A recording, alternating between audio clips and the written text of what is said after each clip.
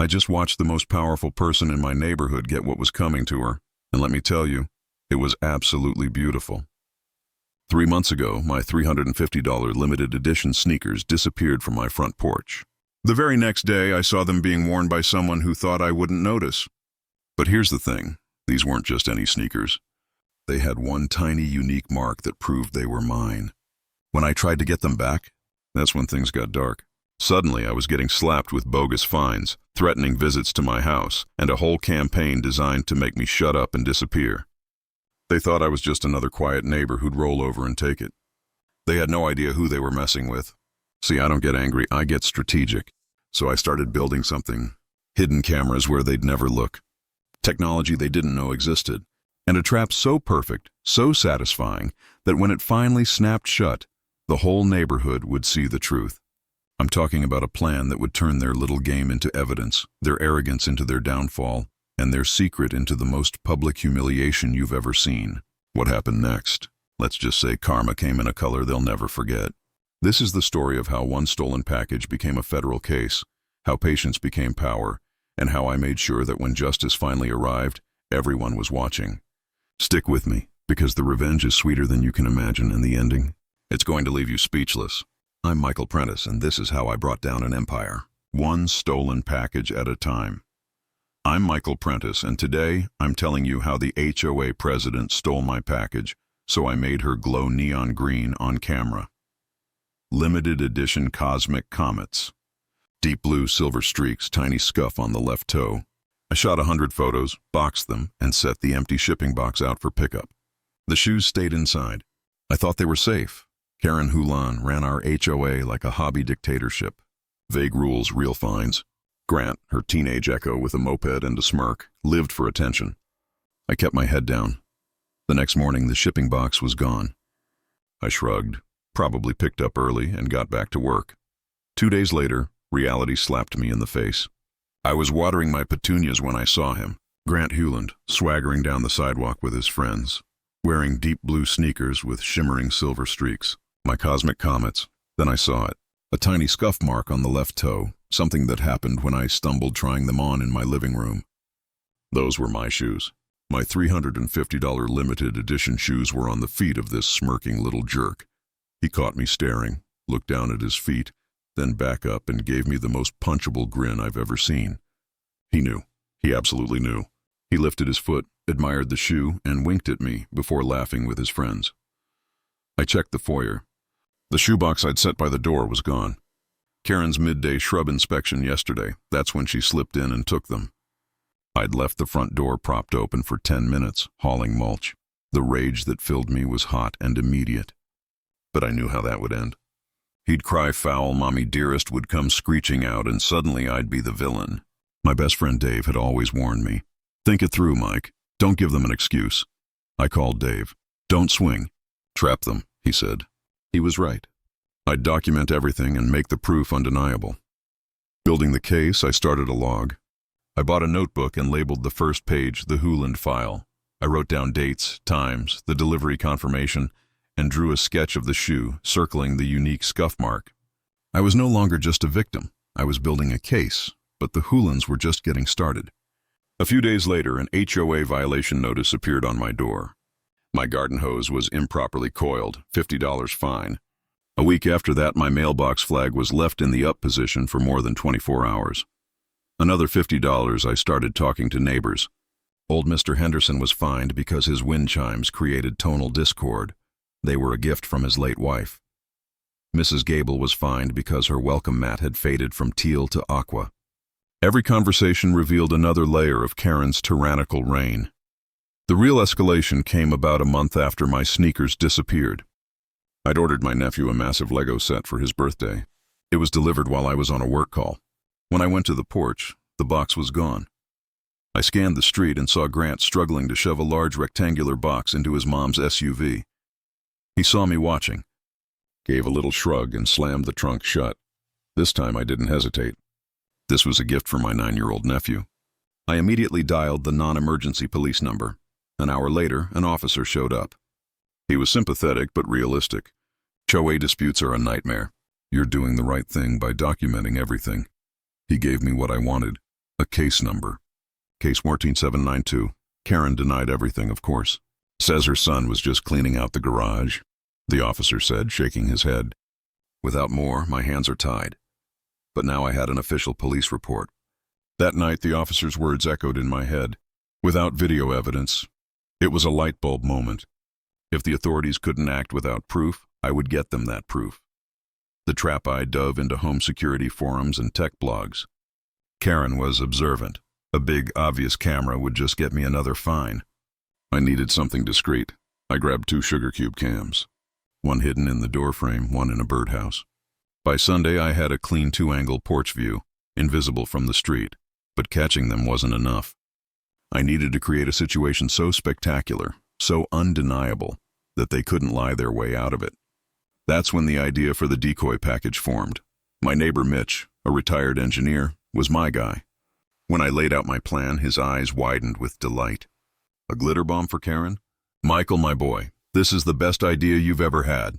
We spent the next week designing the perfect package. Mitch engineered a spring-loaded system.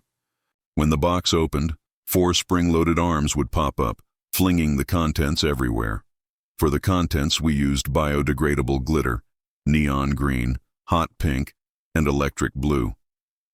But glitter alone wasn't enough. We added skin-safe, water-based theatrical dye. Brilliant Hulk green. The moment that box opened, the thief wouldn't just be sparkled. They'd be stained. The final touch was a GPS tracker, about the size of a quarter embedded in the bottom of the device.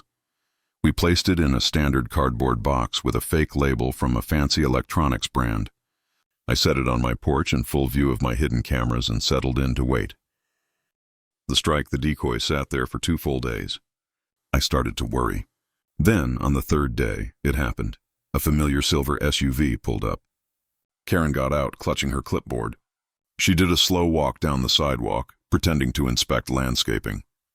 She glanced at my house, her eyes lingering on the package. With one last furtive glance around, she marched directly up my walkway and snatched the box. She tucked it under her arm and walked briskly back to her car. The whole thing took less than 10 seconds. I had it all on video from 2 angles in glorious high definition. I pulled up the GPS tracker app. The blue dot traveled 2 blocks to her house and stopped right inside her property. Perfect. I waited. 5 minutes passed, then 10. Then I heard a faint popping sound, followed by a shriek of pure rage so loud I could hear it across the street. Karen burst onto her porch, glowing neon green and screaming. She wasn't just dusted, she was coated. She looked like a radioactive swamp monster who'd lost a fight with a unicorn. Green glitter in her hair, on her face, down her shirt. Her hands were bright Hulk green. She saw me watching and pointed a trembling bright green finger at me, screaming something incoherent. It was the single most beautiful thing I'd ever seen. But this was just the beginning. The discovery that night, something changed. The blue dot started moving. It left her house and traveled across town. I grabbed my keys and followed. The tracker led me to lock it up self-storage. Karen's SUV pulled up to the keypad, the gate opened, and she drove inside. She was there for about 15 minutes, then left. The blue dot was now stationary inside one of those storage units. I walked along the public sidewalk that ran alongside the facility's fence, staying on public property. I found the unit corresponding to the GPS signal and knelt down, peering through the gap at the bottom of the roll-up door. What I saw made my blood run cold. The unit was filled nearly floor to ceiling with boxes. Amazon boxes, Zappos boxes, Best Buy, Target, dozens of retailers. This wasn't just petty theft. This was an organized operation, and coating several boxes near the door was a faint, unmistakable shimmer, neon green glitter from my decoy.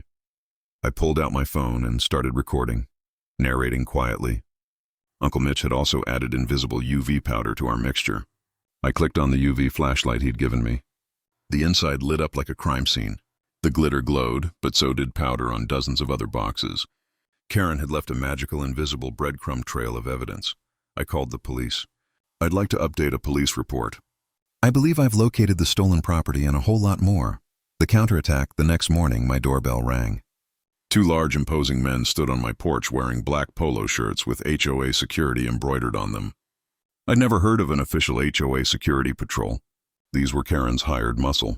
Michael Prentice, we're with HOA Security. Miss Hewland has received a complaint about unauthorized surveillance equipment. Even with her criminal enterprise on the verge of collapse, she was still trying to intimidate me. If you have an official HOA matter, you can send me a letter, I said. Now, if you'll excuse me, I'm busy. The big guy put his hand on my door, stopping it. We're not done here. I pulled out my phone and hit record. You're preventing me from closing my door and refusing to leave my property. I am asking you to leave now.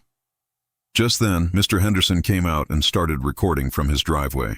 The sight of a second camera rattled them. We walked to my back gate. When we got there, the big one lost his patience. He stepped forward and shoved me hard against the gate.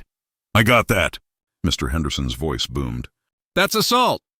The thugs froze, saw the cameras, and practically ran off my property. Karen's attempt to scare me had backfired.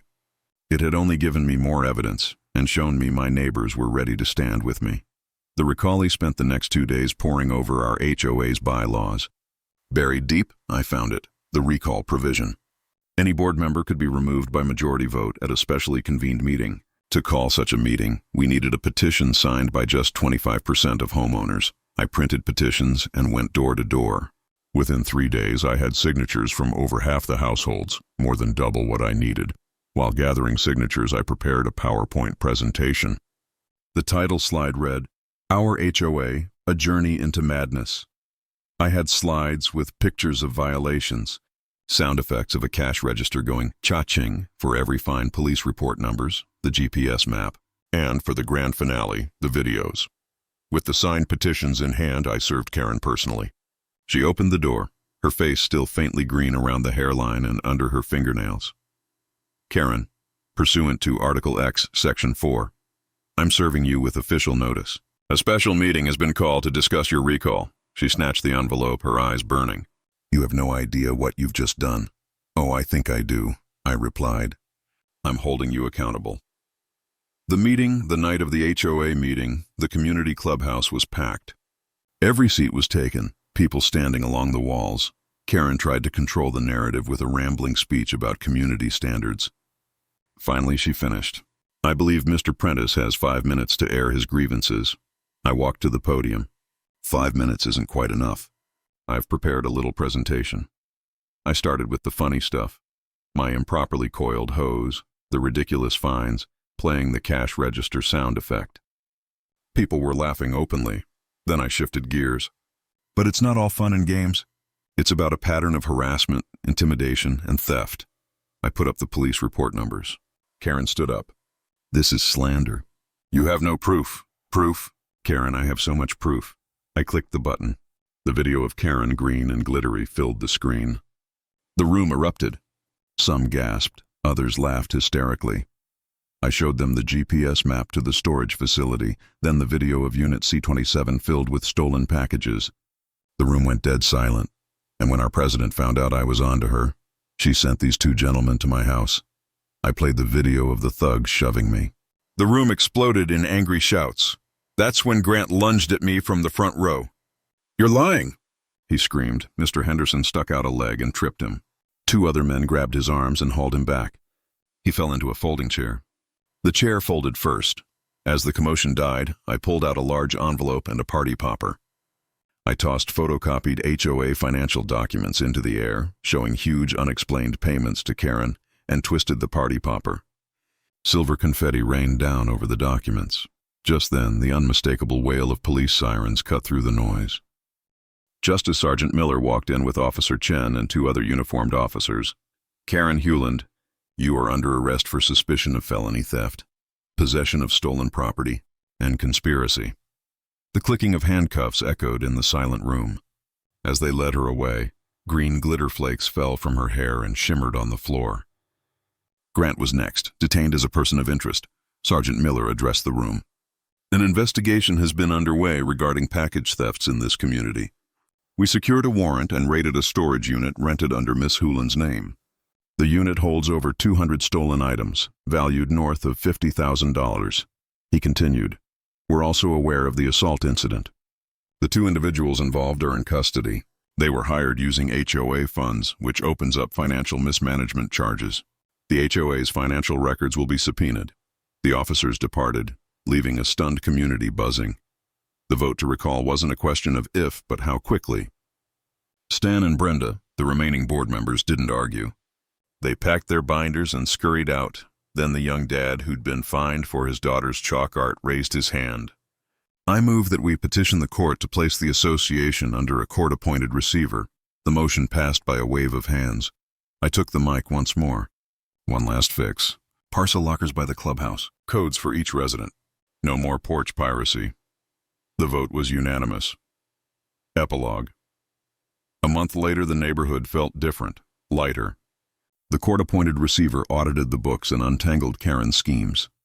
The parcel lockers went in, sleek and numbered, under cameras that met code and common sense. With the storage unit hall, GPS trail, porch video, and that glorious neon cameo, the case was airtight. Karen and her rent-a-thugs took a plea. She faced real time and mountains of restitution. Grant landed community service and a juvenile program. Within weeks, a for sale sign sprouted in their lawn, tilting slightly like a surrender flag. Today, my phone pings, locker number 27. I pop the door, bring home a box, and lace up fire-red cosmic comets, while Mr. Henderson's tonal discord wine chimes sing perfectly in key. No clipboards, no threats, just a neighborhood again.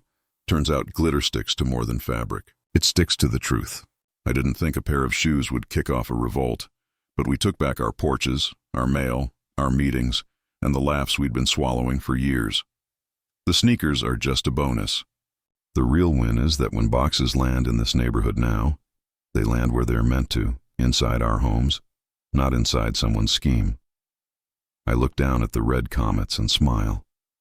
My porch is safe, my packages are secure, and my feet have never felt better. So that's how a pair of stolen sneakers brought down an HOA empire. If this story made you smile, hit that like button and subscribe so you never miss another wild revenge tale.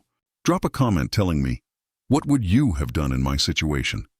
And hey, if you know someone dealing with an HOA nightmare or a porch pirate problem, share this with them. Sometimes the best revenge is just knowing you're not alone. Thanks for watching, and remember, never underestimate the quiet neighbor with a plan. I'll see you in the next one.